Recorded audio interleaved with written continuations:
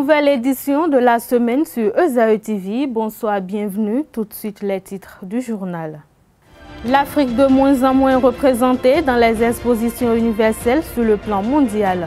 Une préoccupation partagée le vendredi dernier avec les journalistes béninois autour des tasses de café. Jean-Christophe Fromentin, maire de la ville de Neuilly-sur-Seine en France, est revenu de long en large sur les enjeux universels de l'Afrique. Week-end politique mouvementé au Bénin, plusieurs congrès extraordinaires ont eu lieu à Cotonou et environ. Retour dans cette édition sur les grandes résolutions des congrès de l'UPEB et du PSD.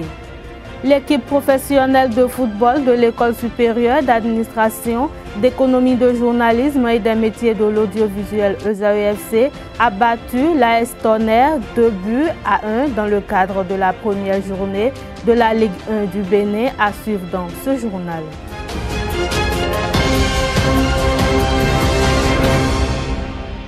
À nouveau, bonsoir. Le maire de la ville de Neuilly-sur-Seine en France, Jean-Christophe Fromentin, était invité au Café Média Plus du vendredi 2 novembre dernier. Il s'agit pour lui d'entretenir l'auditoire à propos de l'universalité des expositions et de la partition importante que joue l'Afrique dans ces expositions. Suivez à présent le propos de Jean-Christophe Fromentin pour plus de détails. Il est au micro d'Anita Marcos et de Jephté Hunguet. Aujourd'hui, il y a un moment pour l'Afrique. Et je pense que quand on aborde le sujet de l'universalité, on doit l'aborder à l'aune des crises et des défis qui traversent l'Afrique. Vous êtes, en ce sens, une forme de jurisprudence possible pour le monde, dans la manière très aiguë dont vous vivez les grandes crises qui traversent le monde entier. La crise financière, la crise environnementale, la crise sociale, la crise culturelle, la crise géopolitique. Vous incarnez mieux que d'autres pays ces crises qui sont des crises mondiales, pas spécifiques à l'Afrique, mais l'Afrique les incarne de manière extrêmement particulière. C'est la raison pour laquelle, vous voyez, en 1850, en 1851 à Londres, en 1855 à Paris, c'était pertinent d'imaginer une expo universelle à Londres ou à Paris, parce que Londres et Paris cristallisaient l'expansion industrielle, les grands enjeux culturels et tous les progrès qui commençaient à être perçus à travers le monde. Aujourd'hui, c'est pas Londres, c'est pas Paris, c'est pas New York, c'est pas Shanghai qui incarne ces enjeux. Aujourd'hui, c'est dans la profondeur des territoires d'Afrique que ces enjeux incarnent. Et vous pouvez être une leçon pour le monde si vous savez, si on sait avec vous, ensemble, mais avec vous comme leader, justement réinterpréter l'universalité. Et l'universalité, comme je disais, non pas comme uniformité, parce que vous avez tout à perdre, on a tout à perdre avec l'uniformité, mais comme altérité, comme savoir mettre en avant les différences.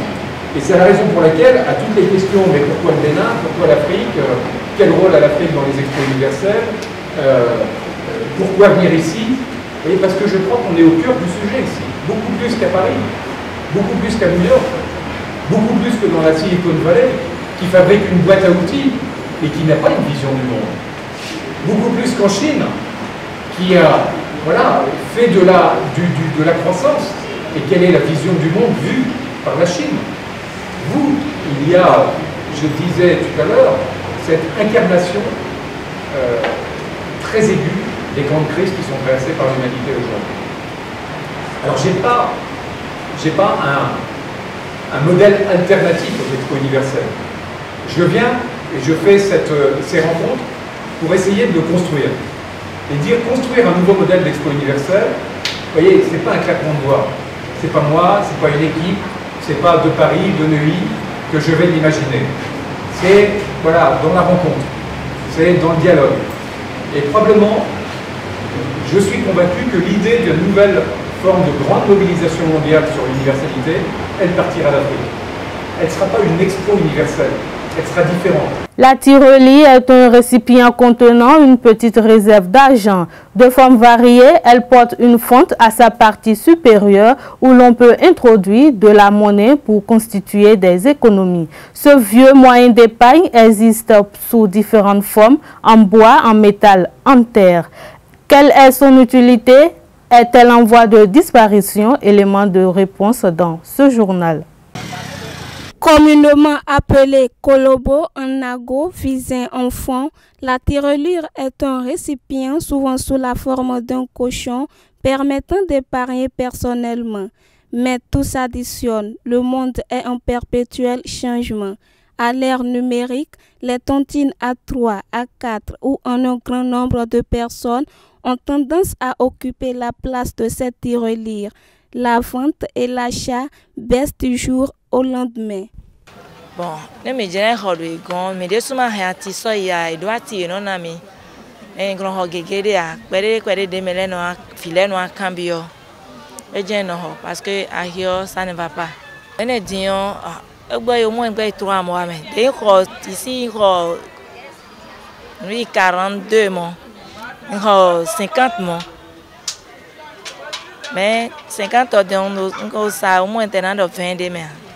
Malgré la place qu'occupent les tontines journalières, les tirelires s'avèrent importants pour certaines personnes.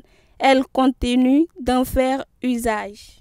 Les tirelires, les tontines, ayant des côtés positifs, ont également des côtés plutôt négatifs. Les tontines là, ils sont même basés. Tontines, tu as un wandio, ana dadi si adon mede, kabia jansa kodio. Tontines, y en a nawedo. De nos jours maintenant, d'autres font des prêts et à ces gens de prêts, ils remboursent ces agents par des tontines. Et ces tontines, d'autres prennent des cartes. Ouais bon, c'est pas si très mieux. D'autres tontines fuient avec l'argent. Non, quand tu épargnes chez toi-même, tu es bénéficié. Ou bien à la banque, tu es bénéficié. Mais d'autres tontiniers ne sont plus bons. Et il n'a plus la confiance. Il faut retenir que les tirelires proviennent de plusieurs régions du Bénin, à savoir Zé et Abomey. Politique dans ce journal, l'UPEB a organisé un congrès extraordinaire le samedi 3 novembre dernier à Cotonou pour déclarer son accord pour intégrer le bloc Les Progressistes. Un des grands ensembles qui soutiennent le président Patrice Talon conformément à la réforme du système partisan et dans les perspectives des prochaines législatives. Le compte rendu avec Arles Kitome.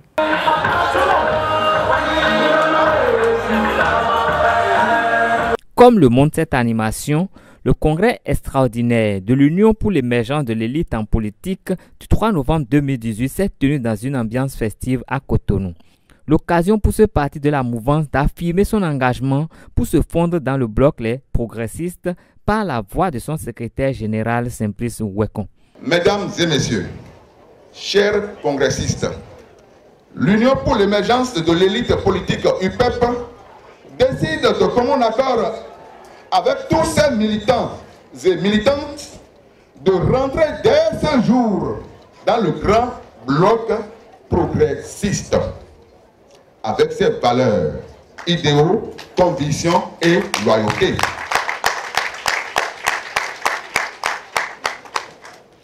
Nous sommes connus pour être fidèles, loyaux et disciplinés. Nous ne devons trahir aucune de ces réputations. À l'endroit de nos alliés politiques, je veux dire que nous sommes prêts à 100% à travailler ensemble, à unir nos forces pour faire aboutir le processus de création du bloc progressiste. Ensuite, il nous faudra resserrer davantage nos rangs pour des victoires éclatantes lors des échéances électorales dont certaines sont déjà imminentes. Des partis du même bord politique ont soutenu cet événement. Les militantes, les militants du Parti Alternative Citoyenne se réjouissent de votre appartenance au bloc progressiste. Nous sommes heureux de faire cette marche avec vous. Jeunes, prenez le pouvoir. Leader, surgit, agir et disparaître. Nous devons faire référence à nos aînés. Et l'aîné que nous avions trouvé devant nous et qui fait notre leader c'est le préfet Modeste Toboula que nous avons vu comme étant un jeune engagé, courageux. Comme plusieurs autres partis de la mouvance, le peuple de Modeste Toboula ira à l'assaut des législatives prochaines sous la bannière du bloc Les Progressistes. En congrès extraordinaire, le samedi dernier, le Parti social-démocrate a entériné la décision des responsables du bureau politique du parti à se conformer aux exigences du nouveau code électoral. Le Parti social-démocrate du président Bruno Amoussou est prêt à se fondre avec d'autres partis politiques. La suite du processus qui conduit à l'intégration du parti dans le bloc Les Progressistes est confiée au président Clément Ebor Ouinou, président du PSD, et à tous les membres de la direction politique nationale du parti. En ce jour où le Parti social-démocrate finit son destin personnel pour intégrer le destin collectif de tout un ensemble de partis politiques, en vue de la création du nouveau bloc progressiste en gestation, je voudrais que nous partions d'ici à l'esprit que le père de la révolution chinoise disait: l'expérience est comme une lanterne allumée sur le dos du marcheur et qui n'éclaire que le chemin déjà parcouru. Le penchant de la social-démocratie comme étant la philosophie politique du nouveau bloc en gestation doit transparaître comme un privilège aux militants du Parti social-démocrate. Un privilège à mettre au service de tous les autres partis frères, sœurs, au sein du nouveau bloc en gestation. Parce qu'il s'agit d'un ensemble qui devra vivre. Et là, nous devons comprendre tous, au sein du nouveau bloc progressiste,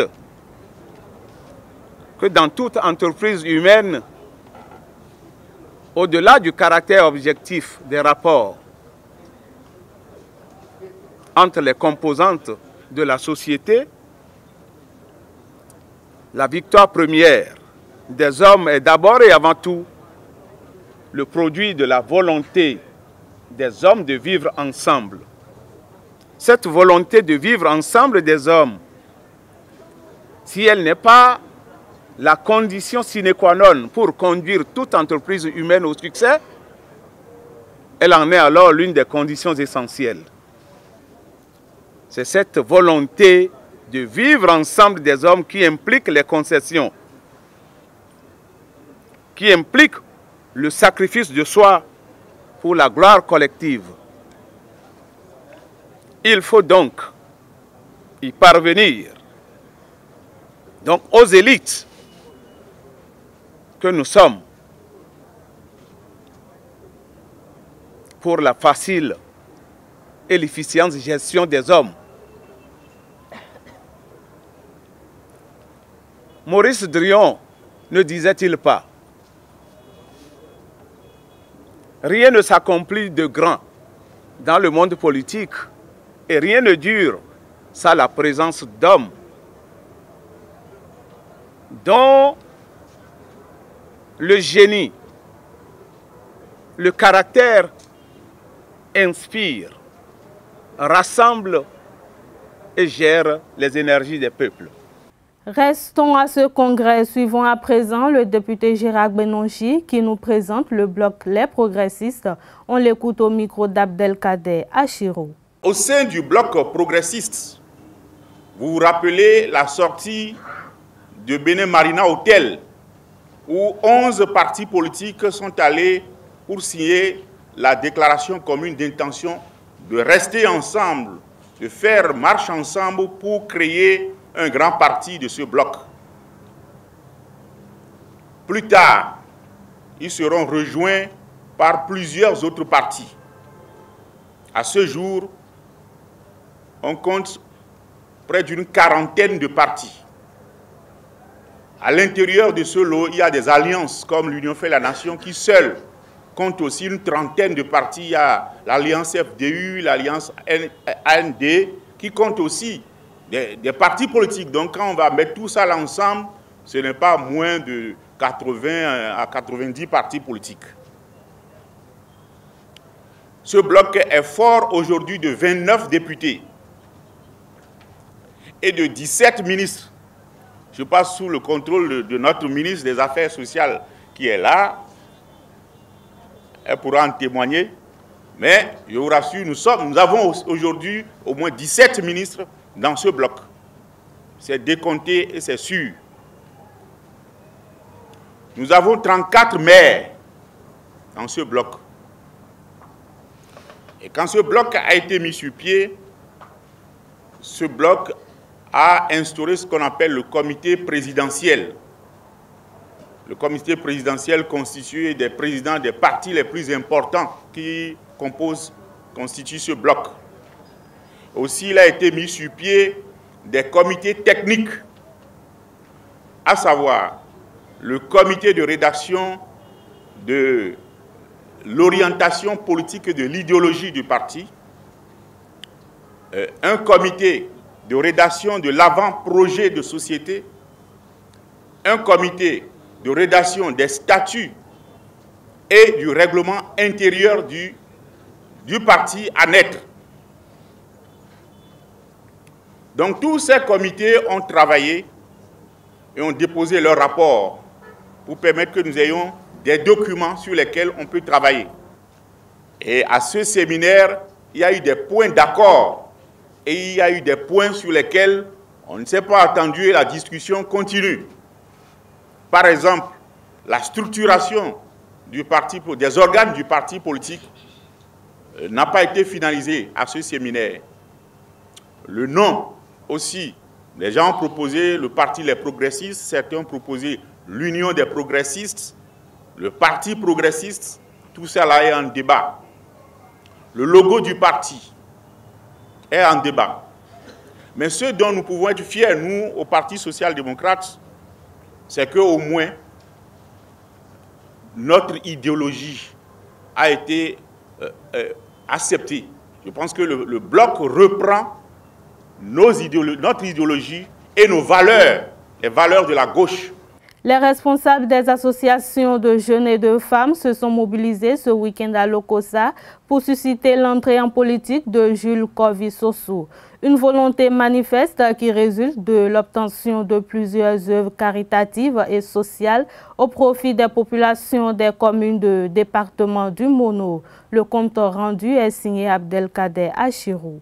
Soucieux du mieux-être des populations de Lokossa en particulier et de celles des départements du Mono-Koufou en général, le mouvement des jeunes pour des actions concertées de la commune de Lokossa ainsi que plusieurs associations de femmes et de jeunes des départements précités se sont retrouvés à Lokossa le dimanche 4 novembre 2018 pour susciter l'entrée en politique de Jules Kovi-Sossou. Ce dernier qui leur est très familier de par ses actions caritatives et sociales, bien qu'étant apolitique, à travers son organisation non gouvernementale, est à leur avis la personne idéale pour servir de tandem entre les gouvernants et les populations pour une collaboration franche et sincère. Un jeune dont le calme laisse imaginer une concentration absolue et permanente. Un jeune dont le corps et l'esprit se sont érigés et temples de rassemblement des valeurs précipitées. Un homme qui, de par ses œuvres sociales, sans contrepartie, si ce n'est la bénédiction divine, n'a laissé personne indifférent, du volet éducatif à la santé, en passant par le social, sans oublier la problématique des jeunes. Aucun secteur ne lui échappe dans son parcours. Le président de l'organisation non gouvernementale Cercle des ambassadeurs de la paix CAP, Jules Corvi-Sossou, offre chaque année des centaines de bourses d'études aux nouveaux bacheliers et étudiants des différentes communes du Mono. Les femmes bénéficiaires de plusieurs œuvres caritatives et sociales de l'ONG CAP, à travers leurs représentantes, ont remercié leurs bienfaiteurs et par la même occasion, l'invitent également à se lancer en politique pour bénéficier de soutien et de volonté politique afin que ces différentes œuvres s'étendent effectivement au plan national. Comment aider les paysannes, les paysans, les artisans, c'est tout cela qui est énuméré dans notre programme. Donc nous sommes venus tout juste pour ça. Ce n'est pas quelque chose de campagne ou bien pour... Non. C'est pour vous aider d'abord. Nous nous sommes regroupés ici ce soir parce que au cours de ces activités, nous avons constaté que bon nombre d'étudiants n'étaient pas informés. Les parents également n'étaient pas informés. Nous avons décidé de pousser alors très loin ces actions-là en mettant des cellules dans tous les arrondissements de nos 3 communes, à savoir Bopa, Huyobe et Lokossa, afin que pour les prochaines fois, ces actions-là soient poussées très loin. L'homme dont nous parlons, nous voudrions aussi, par ce canal, l'inviter sur la scène politique. Parce que celui qui, avec ses propres moyens, se fond, se débat pour la cause de la jeunesse, de toutes les couches d'ailleurs, nous voudrions que celui-là entre dans la scène et que nous puissions l'aider à intégrer ce rang afin que plus nous ayons de ces actions. L'espérance de ces jeunes, femmes, sages et têtes couronnées est de voir leurs bienfaiteurs très prochainement dans l'arène politique. Et ce, pour que, in fine, Jules Corvi-Sossou, conscient des maux qui minent le quotidien des siens, fasse partie des grandes cours où se négocient de grands projets liés aux questions d'entrepreneuriat des jeunes, d'emploi des jeunes, d'œuvres sociales, de microcrédits aux plus pauvres, de programmes de santé et de développement. En déplacement sur le stade Paulin Tomanaga de Boycon, l'équipe professionnelle de football de l'école supérieure d'administration, d'économie, de journalisme et des métiers de l'audiovisuel ESAEFC s'est imposée face à l'AS Tonnerre 2-1 dans le cadre de la première journée de la Ligue 1 du Bénin le week-end écoulé. Cette victoire permet à Richard Biot et ses poulains d'être à la tête du classement sous réserve d'homologation des résultats de la journée.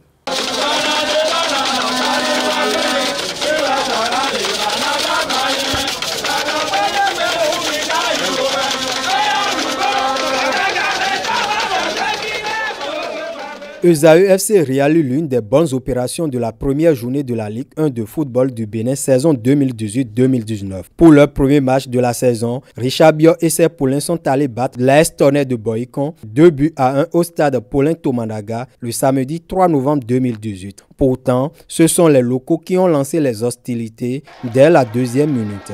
Mais ils se sont butés sur Marcel Dandinou, gardien et capitaine de sa formation. 20 minutes plus tard, Christian Biokou ouvre le score pour les visiteurs sur un débordement de virevoltant Michael Dosso, double passeur. Les protégés du président Clément Adeoti Adéchian gèrent leur avantage jusqu'à la mi-temps. Au retour des vestiaires, ils doublent la mise à la 59e minute par l'entremise de Fedino Osei qui profite de la mésentente entre le portier adverse et son défenseur. Philippe Adjimeno réduit le score à la 81e minute sur un superbe coup franc des 20 mètres à la suite d'une faute commise par Ahmed Adjibola, expulsé dans la foulée pour un second carton jaune. Marcel Dandinou se réjouit de leur performance malgré un effectif remanié.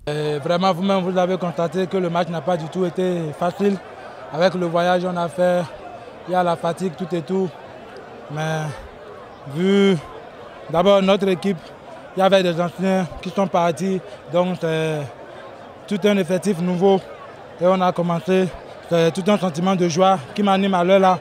Et je remercie Dieu pour cette première victoire du championnat. Avec 3 points au compteur, ESAE partage la tête du classement général avec la jeunesse athlétique de Cotonou, Ayema et Avranco Omnisport. L'entraîneur Richard Bio se satisfait également de la prestation de ses joueurs et il exhorte la fédération à se pencher sur la qualification de certains de ses poulains. Sentiment de satisfaction parce que, vous voyez, je suis venu ici à Boycon avec un effectif réduit. J'ai amené que 13 joueurs, vous voyez, et sur les 13, j'ai perdu 4.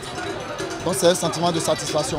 Seulement, il y a une chose qui a déploré, c'est la qualification des joueurs. Ça nous crée trop de problèmes, nous en tant qu'entraîneurs. Parce que là, moi j'ai amené mon équipe B, ce n'est pas mon équipe A que j'ai amené ici. De son côté, le capitaine de l'AS Tonnerre, Patrick Nda, met la contre-performance à domicile sur le coup du complet de supériorité. Aujourd'hui, je crois qu'on a eu un excès de confiance. Parce que dans les matchs amicaux, on a dominé presque les adversaires que nous avons croisés ici. Aujourd'hui, je crois qu'on a sous-estimé un peu Esaïe à la première mi-temps. Deuxième mi-temps, on a essayé de faire notre jeu, mais le but qu'on a pris nous a un peu assommés. Et le deuxième but est venu et vous savez, vous connaissez le football, vous savez ce que ça fait. Ça nous a encore touchés. Mais ils n'ont pas eu tellement d'occasions. Ces 2 ballons que nous-mêmes on les a donnés et ils ont converti en but. On a eu des occasions, on n'a pas pu marquer. Mais il reste 37 journées. Ce match va nous servir de leçon à préparer les autres matchs. Pour le compte de la deuxième journée, Esaü FC va affronter l'énergie de la SB2E, vice-champion du Bénin en titre, au stade René Pleven de Cotonou, alors que l'AS Tonnerre va accueillir l'UPI ONM de son ancien président Valère Clélé. Si du côté de ZAE-FC, cette performance relève d'une mission commando réussie par Marcel Dandinou et ses coéquipiers, en revanche, leurs adversaires mettent cette défaite sur le compte des discordes nés entre dirigeants à la veille du match. Suivons César Bosaga, le président du bureau consensuel de l'AS Tonnerre. Bon, je ne parlerai pas de sentiments ici, mais je regrette. Je regrette. On est parti de très bons pieds. Et vous avez, pour des intérêts personnels, les gens ont créé de tout feu une crise dont les conséquences sont visibles aujourd'hui. Donc si je veux parler de sentiments, ça veut dire simplement que le jeu que nous venons de livrer a permis à la population de Boycon de constater que l'équipe n'a pas démérité, mais que c'est des acteurs du football qui, pour des intérêts égoïstes et personnels, ont conduit notre équipe à ce résultat-là. Donc je crois que la population avisera, les autorités aviseront, et nous n'allons pas baisser les bras, nous allons continuer. Et je prends cela comme un match test pour mon équipe. Je n'ai pas du tout perdu le moral. Ça, je vous le jure. Le moral est au beau-fils. Et nous promettons à la population de Boycon que nous ferons mieux pour l'avenir. Vous voyez, nous avons livré un match. Sans certaines personnes, le match n'aurait pas eu lieu. Donc en cela, je vais d'abord remercier le gouvernement, le chef de l'État, le président Patrice Talon, le ministre des Sports, Omeki, et le président de la Fédération de Chacus, qui ont tout fait pour faire démarrer le championnat national, ce qui est indispensable pour tout développement de football. D'accord? Ensuite, je vais remercier également le maire de la ville, M. Luc Seto Yatroko, qui n'a ménagé aucun effort pour que nous soyons à ce résultat que vous avez vu. Donc, je remercie toutes ces autorités d'abord. Je leur promets de faire mieux. Et vraiment, ce n'est pas une défaite pour moi. Je garde mes sentiments pour mieux affûter mes armes pour les autres journées du championnat. C'est la fin de cette édition sur EZAE TV. Merci de nous avoir suivis. Restez toujours connectés sur les www.ezaetv.bj. Bonsoir.